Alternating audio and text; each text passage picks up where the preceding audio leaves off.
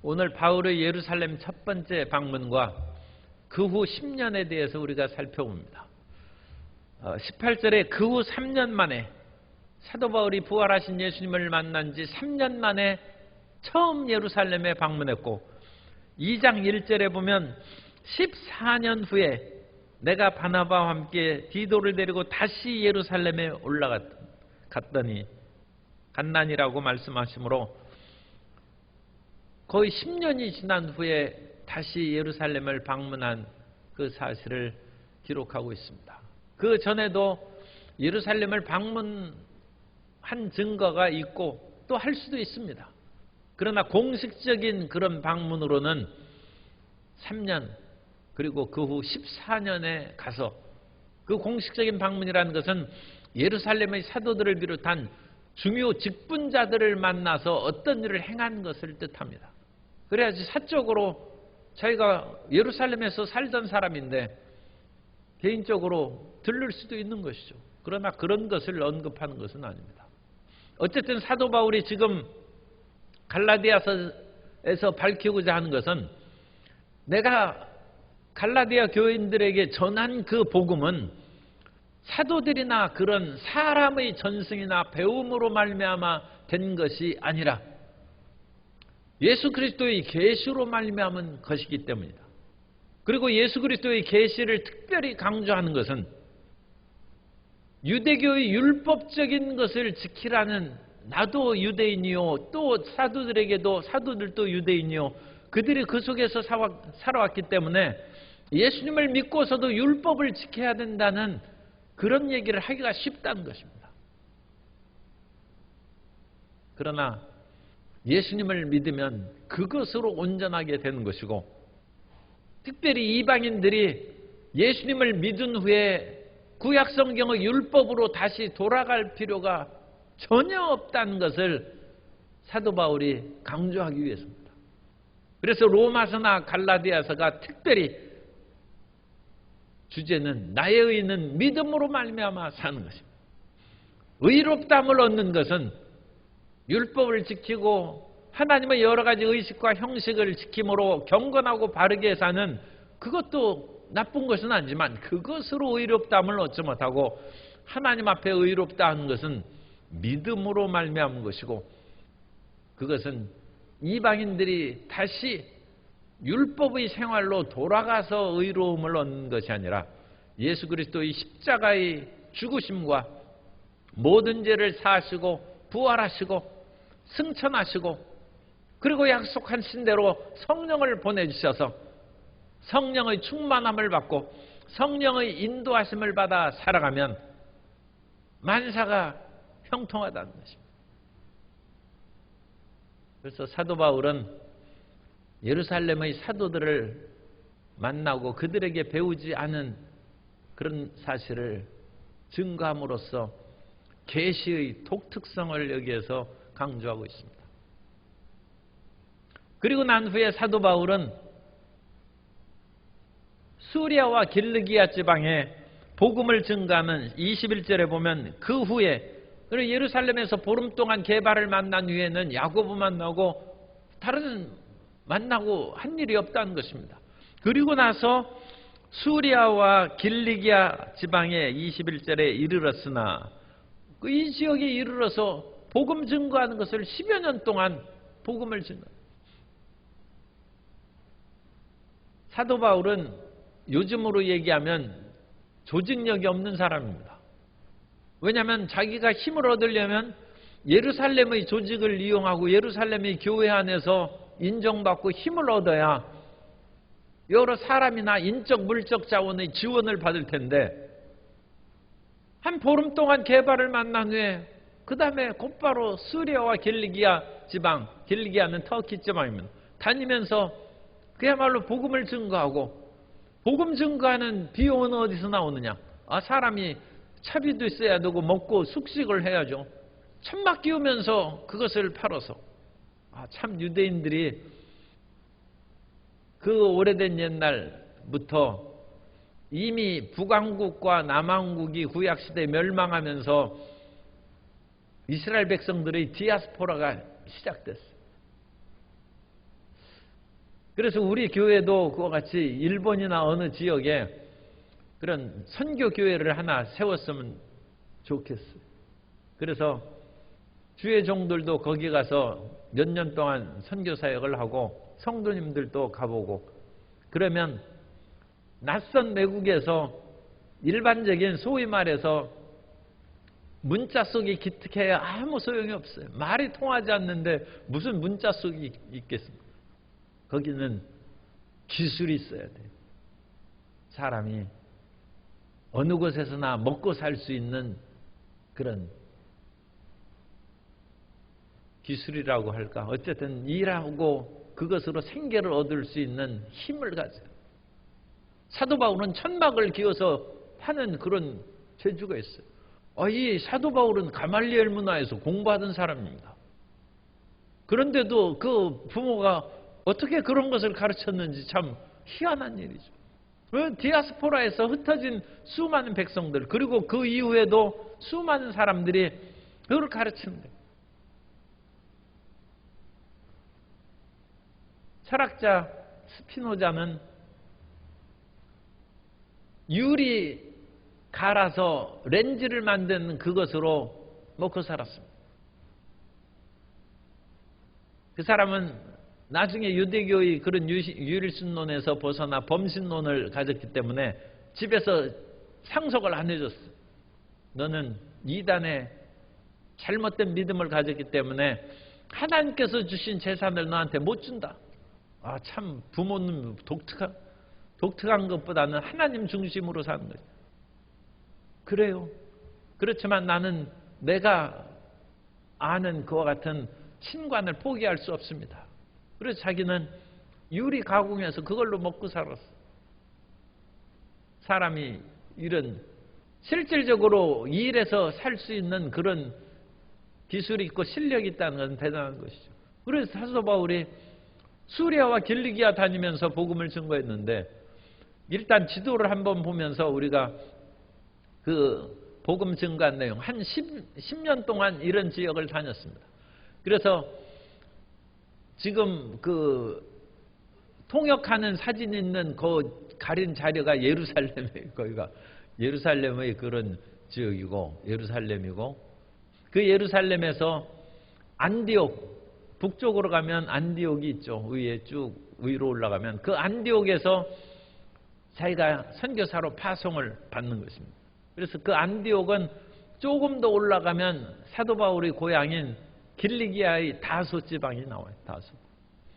그리고 그 안디옥에서 배를 타고 구브로 섬입니다. 구브로 섬으로 갔다가 구브로에서 터키 남쪽의 해안에 도달해서 이 터키 남쪽 지방에 복음을 증거했어요. 복음을 증거하고, 그리고 이 지역이 1차 선교 지역입니다.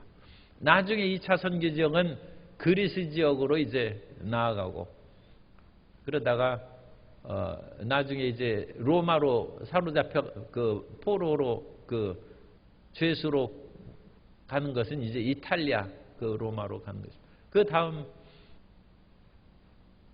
그래서 안디옥에서 구브로 섬으로 가는데, 구브로 섬에서 독특하게 이제 나오는 것은 바보 그 지역에서 바예수를 만나고, 거기에서 이름도 이제 사울에서 바울로 자기 이름을 부르기 시작합니다. 그래서 바울이라는 것은 이제 라틴어식의 그런 파울로스라는 뜻이고, 사울은 히브리식 이름입니다. 그러다가 지금 터키 남쪽입니다. 그 아탈리아 거기에서 도착하고 버가에서 복음을 증거하고, 그 위로 가면 안디옥이 또 있는데, 이건 비시디아의 안디옥입니다. 안디옥이 여러 군데 있습니다. 처음 안디옥 거기는 수리아라고 하는 시리아의 안디옥이고, 그 파란 안디옥은 비시디아 안디옥입니다. 그래서 안디옥이 이런 근처에도 여러 가지 있다. 그 다음에 루스드라, 그 걷지 못한 사람을 일으킨 루스드라, 이고니온, 그 다음에 더베, 핍박을 받고 그런, 그 더베에서 빨간 안디옥 쪽으로 조금 가면 길리기아 다소, 사도 바울이 그 고향인 다소가 그 더베하고 안디옥 사이에 있어요. 그런데 고향 갔다는 얘기는 없어요. 그러니까 실질적으로 사도 바울이 잠깐 들릴 수도 있어요.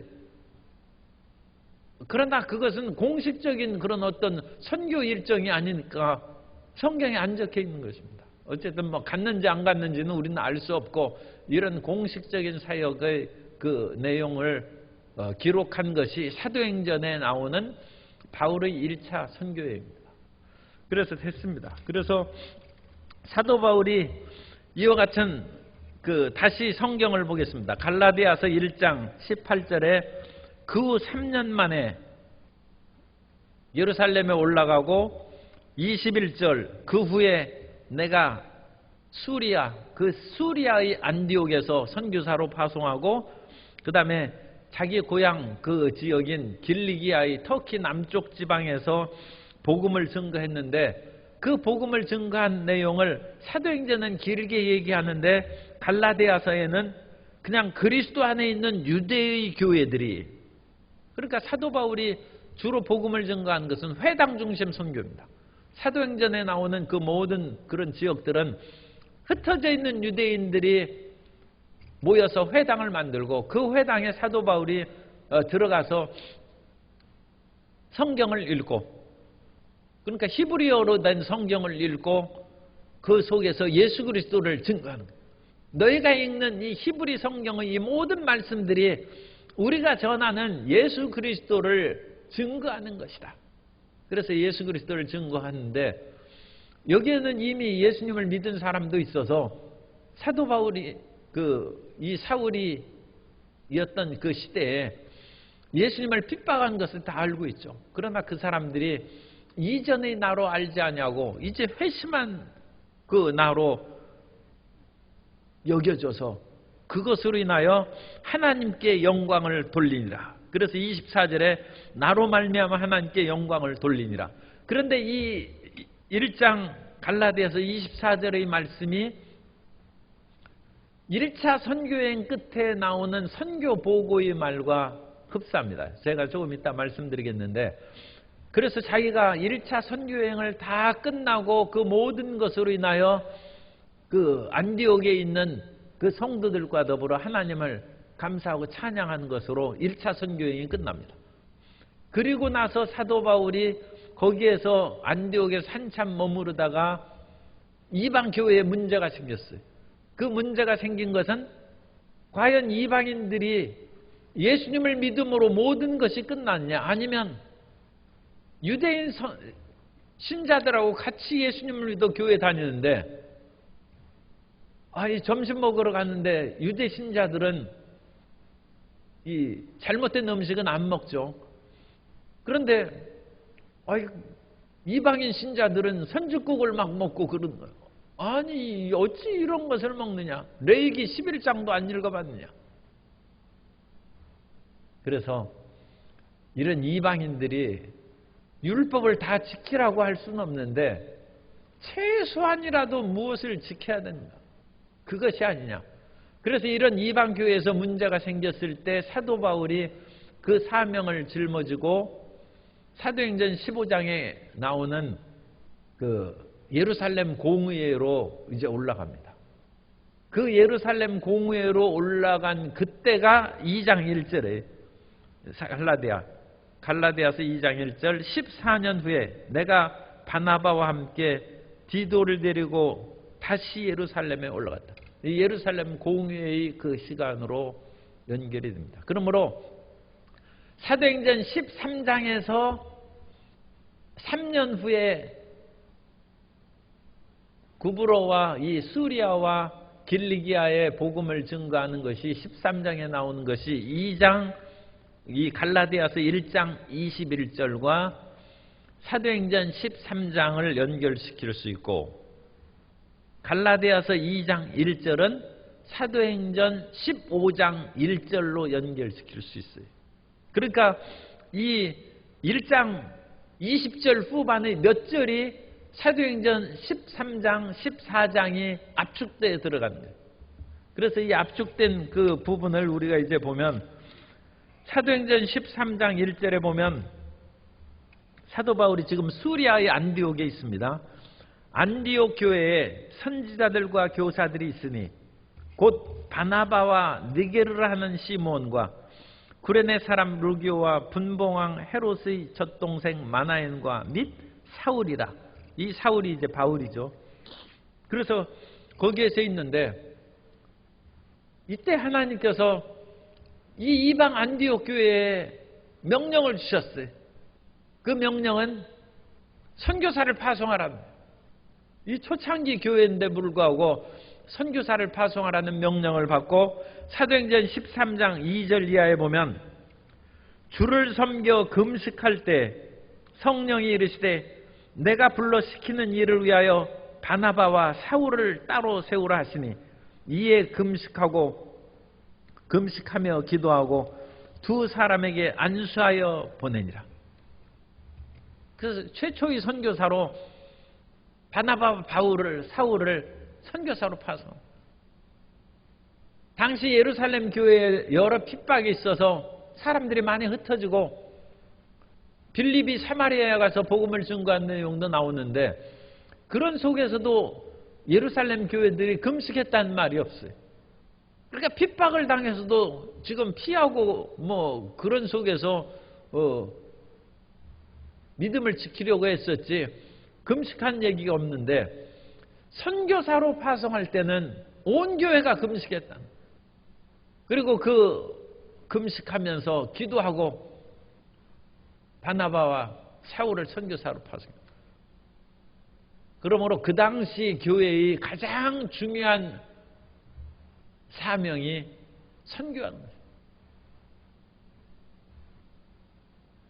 우리는 여러 가지 삶의 문제가 생기면 금식하고 몸이 아파도 금식하고 제반 우리 일들을 위해서 금식하는데 선교사 파송하는 그 일이 하나님께는 더 중요하다.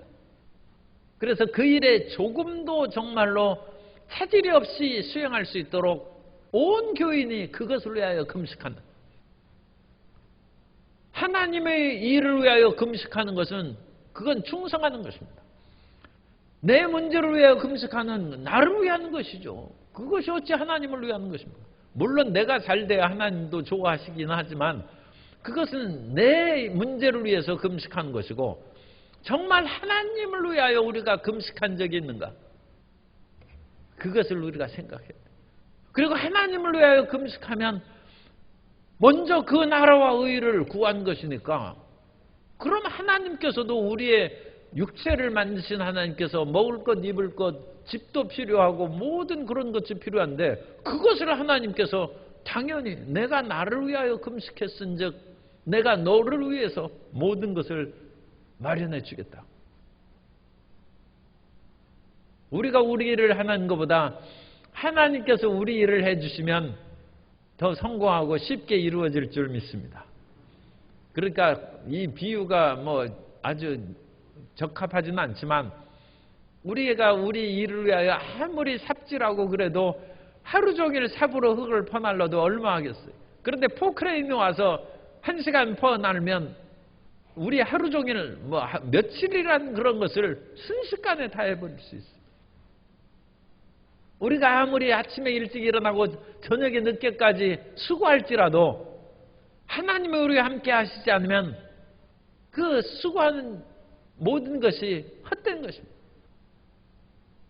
그러나 하나님이 하시면 아니 하나님 이렇게 지금 내 문제를 돌봐주시지 않은데 내 어찌 먹고 삽니까? 하면서도 주의 일을 열심히 하면 하나님이 포크레인으로 1시간 그냥 일을 이거 뭐 며칠 동안 일할 그런 것들이 한 달 일할 것을 순식간에 다 하나님이 해주셨어요. 그러므로 하나님을 기쁘시게 하고 하나님께서 나를 위하여 무엇을 하시기를 원하는지 항상 생각하는 성도 여러분 되시기 바랍니다. 그것이 참으로 복받는 길이고 참으로 행복한 길입니다. 그렇다고 해서 하나님 일을 행한다고 해서 자기가 해야 될 일을 게을르게 하라는 것은 아닙니다. 하나님이 해주시면 순식간에 하니까 뭐 일을 안 해준다. 그것은 일하기 싫어하거든 먹지도 말게 하라고 했어요. 그러니까 그런 구분을 이제 우리가 잘 해야죠. 지혜롭게 해야 되지만 내가 먹고 사는 것을 위해서 아무리 그렇게 발버둥처럼 아침에 일찍 일어나고 저녁에 늦게까지 해도 헛수고가 될 수 있어요. 그래서 사도 바울이 이 복음을 이와 같이 열심히 전하서 증거하고 사도행전 13장 4절 이하에 보면 그래서 바나바와 사울이 두 사람이 성령의 보내심을 받아 실루기아에 내려가 거기서 배 타고 구브로에 가서 구브로 섬입니다. 살라미에 이르러 하나님의 말씀을 유대인의 여러 회당에서 전할세 요한을 수행원으로 두었더라. 이 요한이 바나바의 조카입니다. 그렇게 드리고 거기에서 이제 거짓 마술사 그 바예수를 꾸짖어서 왜냐하면 서기오 바울 총독을 예수님 믿는데 자꾸 방해하고 그러니까 앞을 보지 못하리라 하니까 능력이 나타났어요. 그래서 원래 선교지의 그런 능력이 안디옥 교회에서 능력이 나타난 얘기가 지금 성경에 없지 않습니까?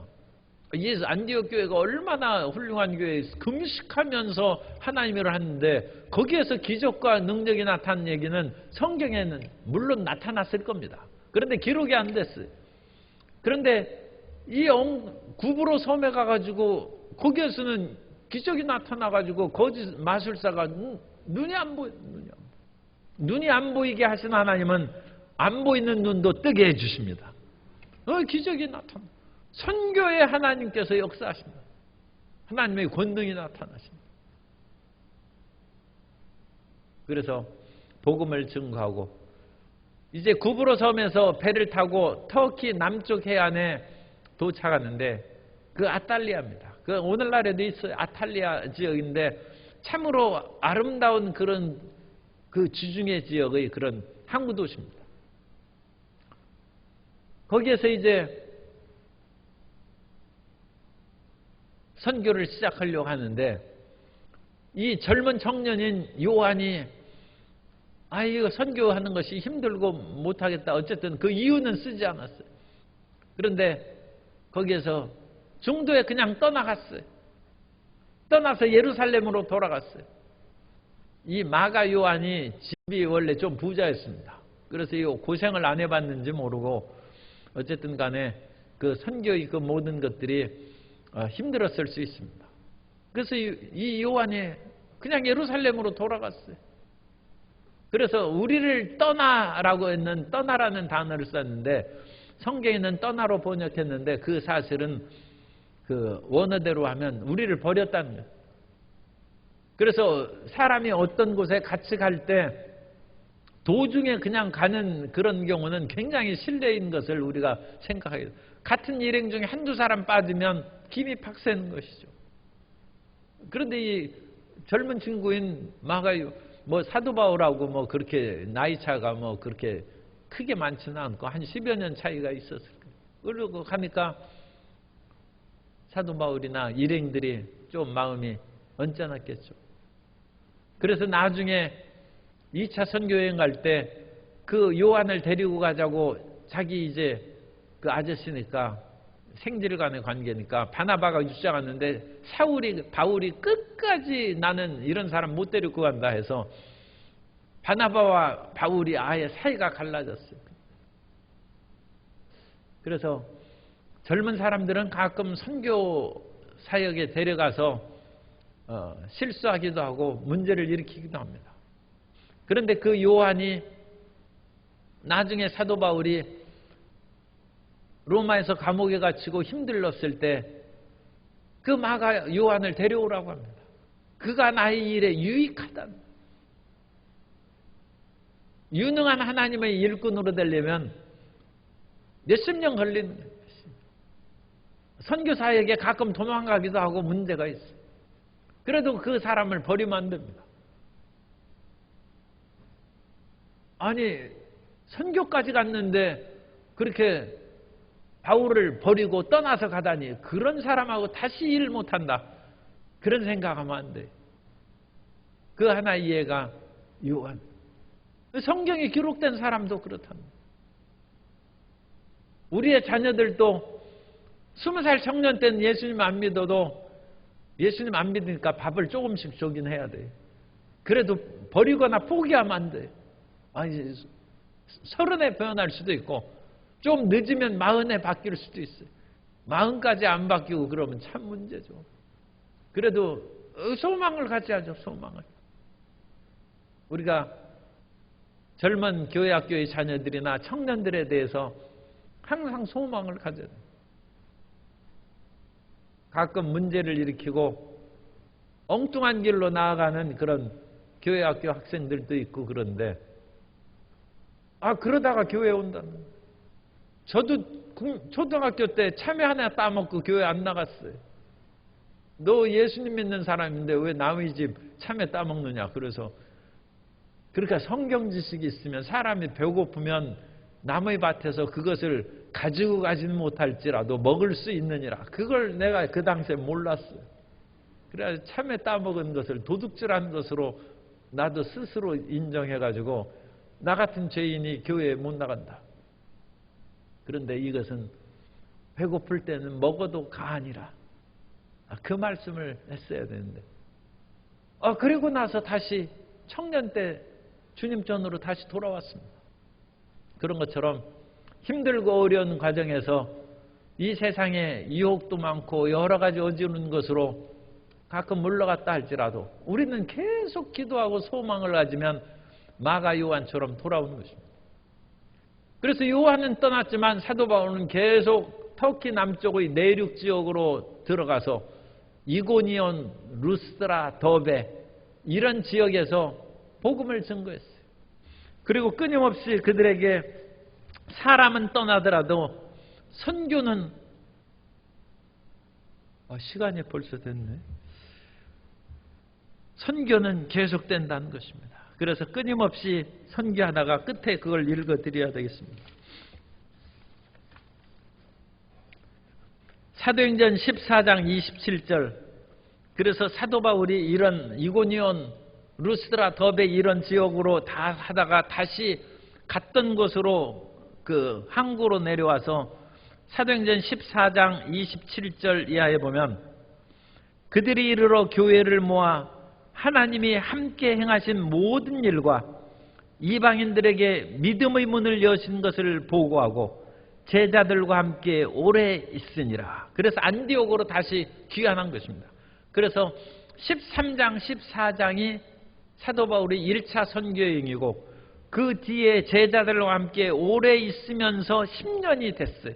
10년이 되고 그 다음에 사도행전 15장 1절 이하에 보면 어떤 사람들이 유대로부터 내려와서 형제들을 가르치되 너희가 모세의 법대로 할례를 받지 아니하면 능히 구원을 받지 못하리라 하니 바울 및 바나바와 그들 사이에 적지 아니한 다툼과 변론이 일어난지라.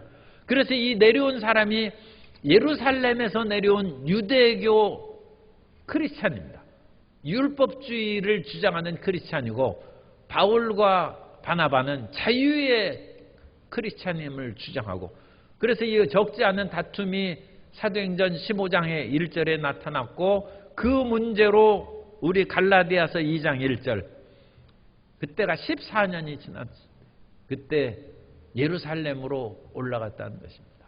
이 2장 1절 위에는 다음 시간에 우리가 말씀을 나눕니다.